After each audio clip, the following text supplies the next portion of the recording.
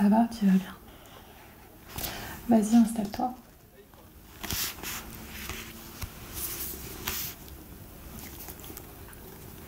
Ça va, t'es bien arrivé? Ouais, j'imagine.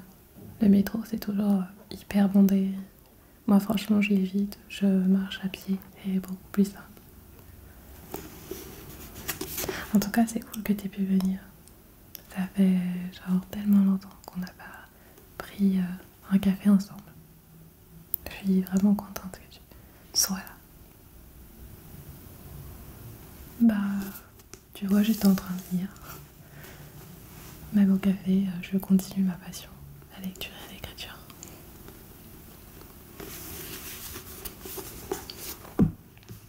Alors, et toi? Les études, tout ça?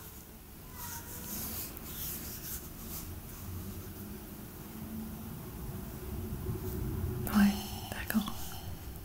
Donc t'as encore 4 années d'études de médecine. Mais là, t'es dans la plus grande école de médecins, donc c'est cool. Je suis vraiment contente pour toi que tu fasses ce que tu as envie de faire, en fait. Tout simplement. Ça fait genre tellement longtemps qu'on s'est pas retrouvés pour parler, pour se donner de nos nouvelles et tout. Donc je me suis dit, on va organiser ça dans ce café. J'adore ce café. Je viens toutes les semaines. Tu connaissais pas? Et ben tu vois, c'est l'occasion de te faire découvrir ce café. Ils feront vraiment un excellent café. Si tu veux, je te propose qu'on aille commander. Je vais aller chercher les boissons. Parce que le serveur, il est pas mal occupé depuis tout à l'heure. Et je me dis que si ça peut l'aider un peu. Nico, tu veux pas? Ok, un thé citron. D'accord. Bah, moi, je vais prendre un grand café crème. Je change pas. Bon, je vais y aller, je reviens. Bouge pas. Et voilà. Ton thé citron. Tout chaud. Il y a beaucoup de crème dedans, j'adore comment ils le font. Il n'y a que qui le font comme ça. Bon bah, chin. Bonne boisson. Et bonne retrouvaille du coup.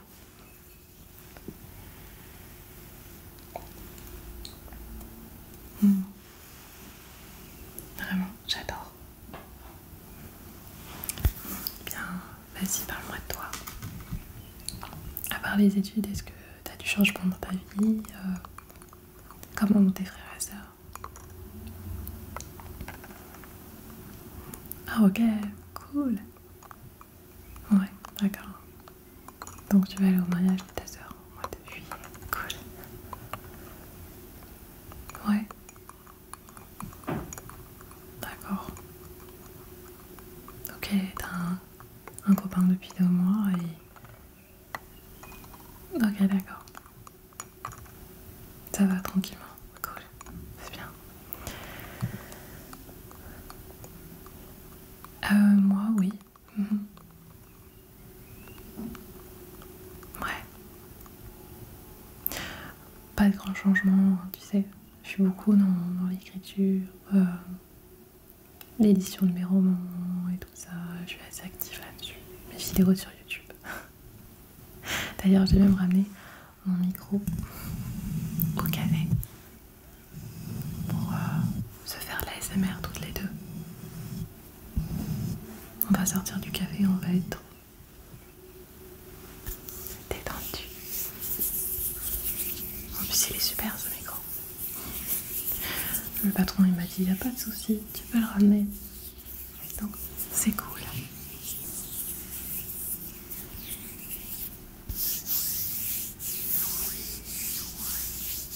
Ouais, c'est fou, hein. Il y a un monde fou en ce moment. Alors, le coronavirus c'est fini, enfin entre guillemets, et tout ça, mais on va dire qu'on a d'autres soucis qui arrivent dans les informations. Mais bon, comme on dit, avançons et sans trop réfléchir à tout le négatif de notre vie. C'est pas facile, mais toujours été comme ça toutes les deux. Donc, on se connaît quand même depuis la maternelle, t'imagines? Ouais, c'est fou. Tu te rappelles quand on était enfant, on se disait que quand on serait plus grand, on s'inviterait à prendre le café chez l'une, chez l'autre. Et ouais, on a tenu notre promesse. Ouais, c'est vrai qu'en soi, moi, avec les études que tu as et tout, mais on arrive quand même à trouver des solutions. Faudrait qu'on se fasse ça plus souvent d'ailleurs. Pas de rien, ça m'est venu à l'esprit, je me suis dit, il faut qu'on se passe un moment rien que tous les deux et qu'on discute de tout et de rien, comme deux amis qui se retrouvent. Ben du coup, comme on sait plus trop quoi se dire, on a parlé, ça fait déjà 1 heure qu'on parle. Mon café, je pense qu'il est froid. C'est ça quand on parle de copains d'enfance ou de bêtises qu'on sait.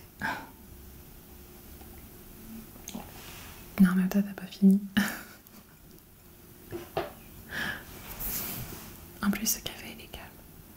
Il y a un tout petit peu de gens mais c'est tranquille, t'as vu c'est dans une petite rue. On s'imagine même pas qu'il y a un café ici.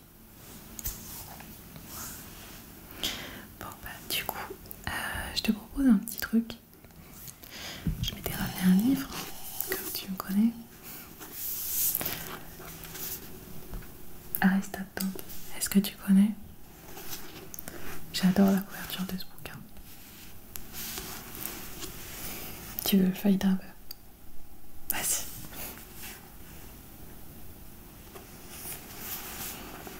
Ouais, il est génial. Donc, Harry, 15 ans, est un adolescent en colère, silencieux, dont le frère est en prison. Dante, lui, est un garçon expansif, drôle, sûr de lui. Ils n'ont a priori rien en commun. Pourtant, ils nouent une profonde amitié, une de ces relations qui changent la vie à jamais. C'est donc l'un avec l'autre et l'un pour l'autre que les deux garçons vont partir en quête de leur identité et découvrir les secrets de l'univers. Une histoire d'amour, d'une profondeur et d'une justesse bouleversante. J'adore ces petites phrases-là. Tu me connais. Alors ce que je te propose, c'est qu'on va faire un petit jeu. Des fois, je m'amuse à lire des phrases au hasard dans les livres pour voir si ça forme une histoire. Si ça forme une histoire logique ou alors complètement loufoque qui nous perd complètement le fil des trucs.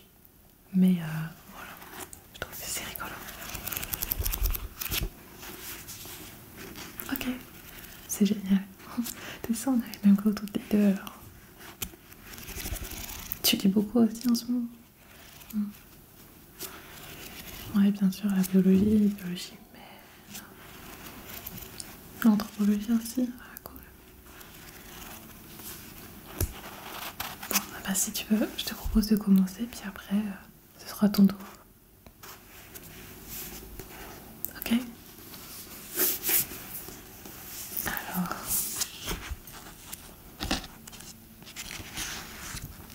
on va commencer par un début du texte. Ok, je l'ai trouvé.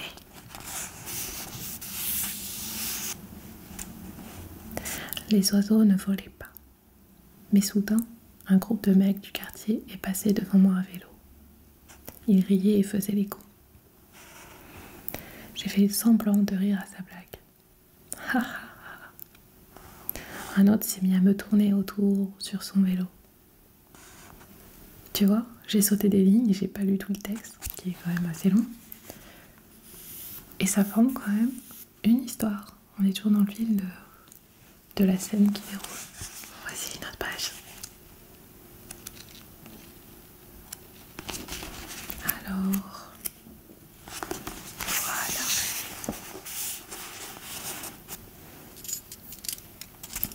Avant d'entrer dans la piscine, je devais me doucher. Certains adoraient discuter, comme si c'était normal de prendre sa douche avec des potes, tout en parlant du prof qu'on déteste. Que faire à la piscine quand on ne sait pas nager? Et le plus beau, c'est que j'avais fait cette découverte tout seul. Tu vois, c'est pas mal. Ça fait encore une histoire toujours. Allez, on essaye autre chose.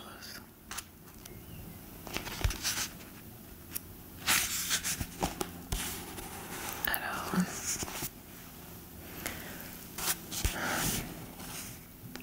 après ma 4e leçon de natation, Dante m'a invitée chez lui. Je ne savais même pas qu'il en existait. Il était jeune, beau et décontracté.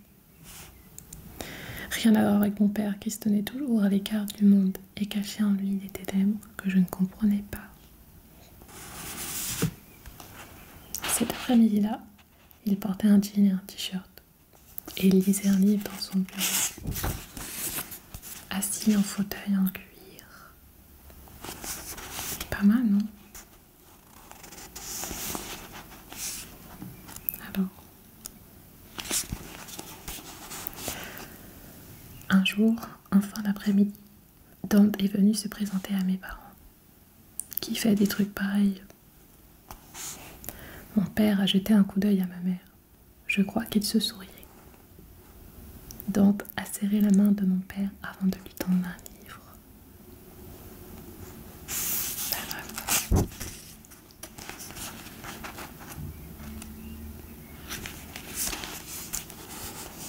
Mon père feuilletait le livre. Cela ne correspondait pas à l'idée que je me faisais de lui, mais cette information m'a plu.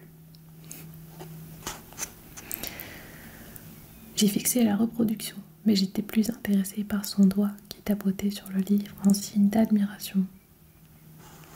Mais les mots sont restés coincés dans ma bouche. Je me suis contentée de hocher la tête.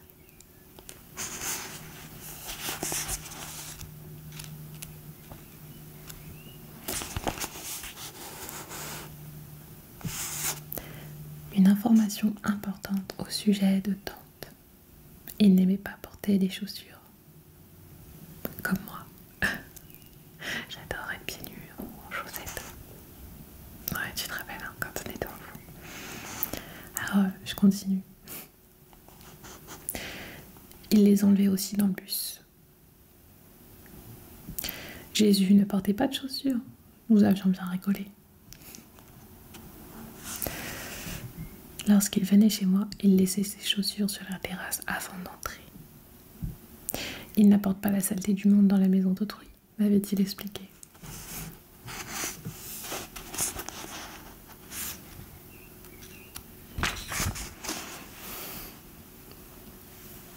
Je vais finir avant qu'il refroidisse.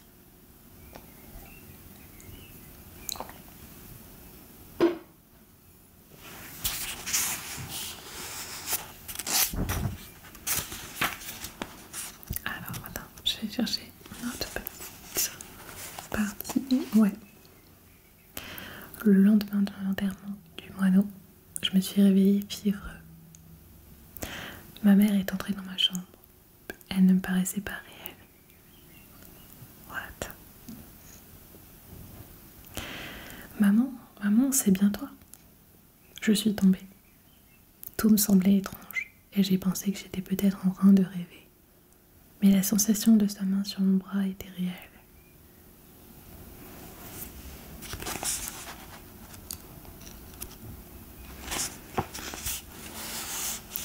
À mon réveil le lendemain, j'ai cru que j'étais mort. J'ai fini par me mettre en grève. Ma vessie va exploser. Le tout premier bol avait été merveilleux. Je n'avais jamais eu aussi faim de ma vie. J'en avais aussi assez d'être malade. Ouais, ça pourrait former une histoire.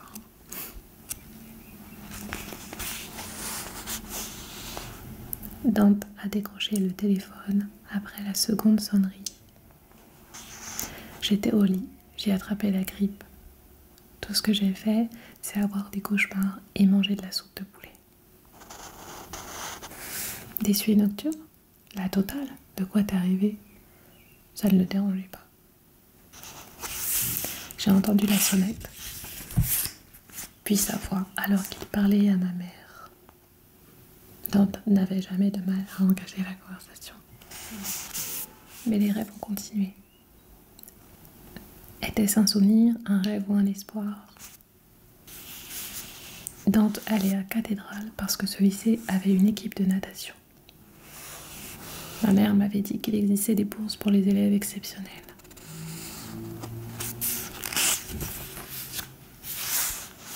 Je ne m'étais jamais sentie aussi triste. Étrangement, mon amitié avec Dante accentuait mon sentiment de solitude. Plus jeune, j'avais tenu un journal intime, en 6e. Pour mon anniversaire, mes parents m'avaient offert un gant de baseball et une machine à écrire. Finalement, j'avais appris à taper à la machine et j'avais été virée de l'équipe de baseball. Je te vois, tu rigoles. Tant mieux. Hein.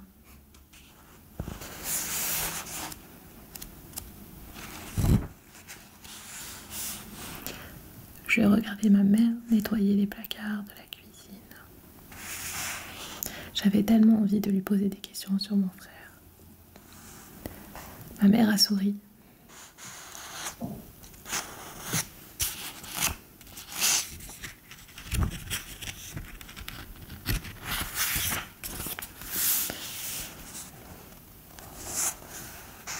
C'était la première fois que je voyais ma mère comme une personne, pas seulement comme ma mère. Je ne savais pas comment lui poser les questions sur mon père. Elle avait accepté la blessure intime de mon père. Un jour, je comprendrai qui était mon père. Un jour, je détestais ces mots. Bonjour. Non, non, allez-y, prenez la chaise. On n'est que deux.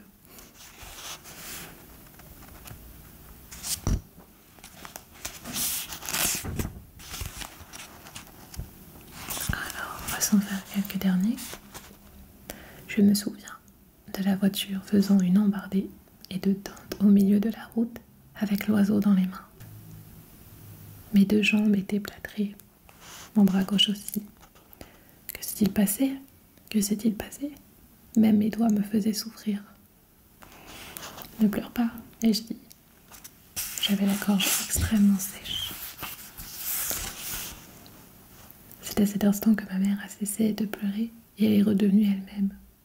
J'en ai été content. Je ne supportais pas de la voir faible, s'effondrer. Je me suis demandé si elle avait ressenti la même chose lorsque mon frère avait été envoyé en prison. Elle n'a pas relevé ma blague. Ma mère était une femme d'action. Mon père arborait un sourire grave. J'avais peur de lui demander ce qui s'était passé. Ma gorge était sèche et je ne pouvais pas parler. Dante, je vais vérifier ta tension. Ma mère a secoué la tête. Tu vois, on arrive à former des phrases, des petites histoires logiques. On prend juste des petits bouts de phrases. C'est vraiment rigolo. Finalement, on écrit bien un gros pavé pour pas grand-chose. Hein. J'en sais ce que c'est, parce que j'écris des bons bouquins quand même. Donc, alors, je vais faire une dernière peut-être, et après ce sera ton tour.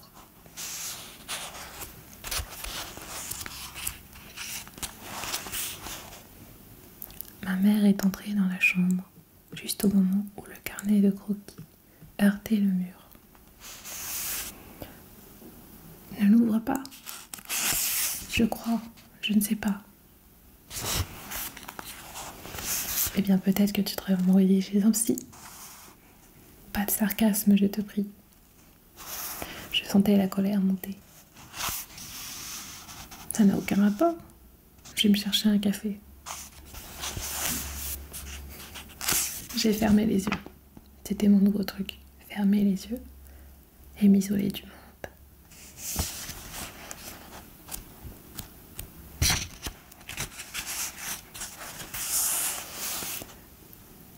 C'était un été pluvieux.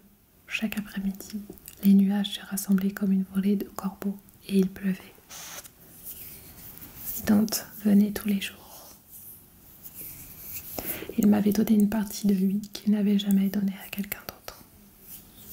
Un jour, il a lâché qu'il était allé voir un psy. J'ai baissé les yeux sur mes jambes. Tu vas y retourner? Dante a souri. J'ai souri également.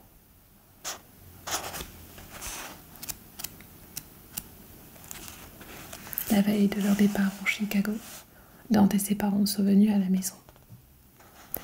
Assis sur la terrasse, Dante et moi ne savions pas quoi nous dire. Puis, pendant que je jouais avec mes béquilles, une idée m'est venue. Dante a hésité. Il est ressorti et m'a tendu le carnet. J'ai un aveu à te faire.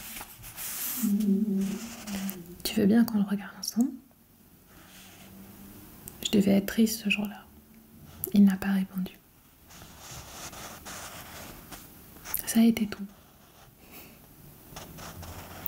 Madame Quintana m'a pris le menton et m'a regardé droit dans les yeux, comme elle l'avait fait à l'hôpital. J'avais l'impression d'être le garçon le plus triste de l'univers. L'été était terminé et c'était la fin du monde.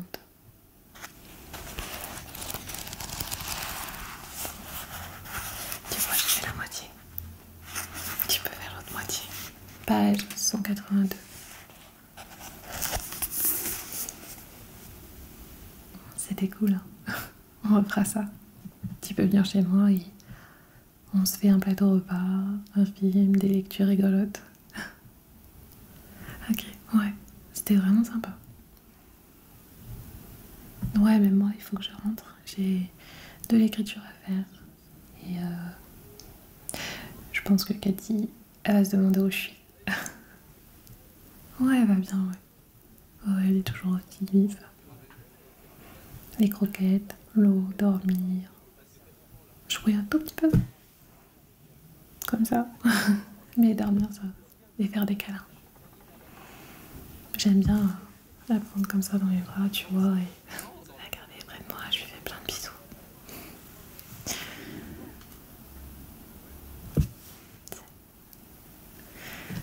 Ouais, contacte-moi surtout, m'envoie-moi un message, Messenger.